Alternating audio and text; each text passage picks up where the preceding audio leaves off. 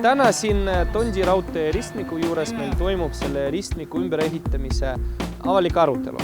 Selle ümberehituse plaan seisneb selles, et ehitada see ristmik kahetasandiliseks, niimoodi, et rong sõidaks üleval estakaadil ja inimesed ilusti selle estakaadi all.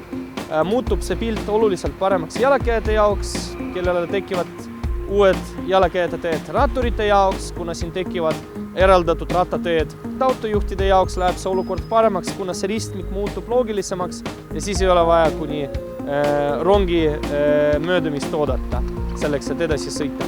Me saame aru, et see ehitus tekitab kohalikele elanikele teatud ebamugavusi. See ehitus, kuna see on väga keeruline ja üpris kallis ka, võtab teatud aega. Seetõttu me palume varuda kannatust, loodame kohalike elanike mõistmisele, sest lõppkokkuvõttes selle asja eesmärk on teha kõikide siinsete inimeste elu paremaks.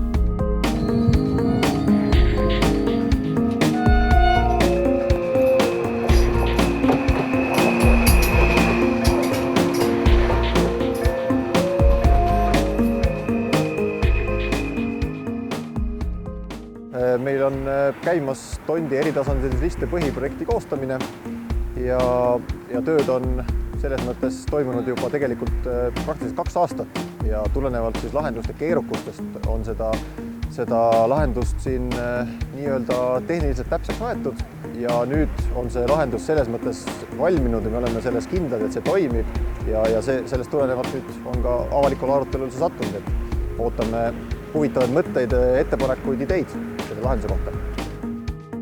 Tegelikult üks kõige keerulisem momente selle asja juures on see, et kuidas kõik kõrguslikult klappima saada. Et meil ühelt poolt piirab trammitee olemuselt, meid piirab raudtee kõrgus, meid piirab ooteplatvormide kõrgus ja meid piirab ka tegelikult Kotka tänava ja Pardi tänava otsa kõrgus. Et kõik see nii-öelda auk on omavahel siin seotud ja kõrguslikult klappima saada on väga tehniliselt keeruline ülesanne olnud. Ja see lahendus, mis on sündinud, on tegelikult ka sentimeetrite täpsusega läbi käidud, et tagada seda viadukti alune kõrguskabariit ja ühtlasi jätaks siis ka kõik normide kohased kalded.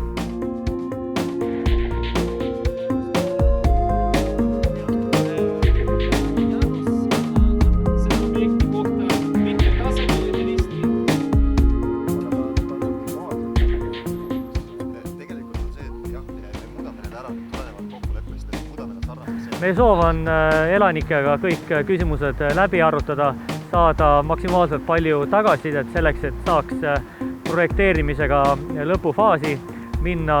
Ja see projekt on kahtlemata Kristiinele olnud väga kaua oodatud projekt. Selle tulemusena valmivad siin ohutud ülekäigud, aga eelkõige paraneb ohutus nii jalgratturitele kui ka jalgsi käijatele.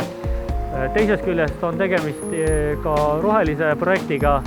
Selle käigus istutatakse siia piirkonda 60 uut puud ja tuleb üle 1000 ruutmeetri uut haljastust. Nii et ootame elanike tagasisidet ja tutvustame täna esialgset eskiisi.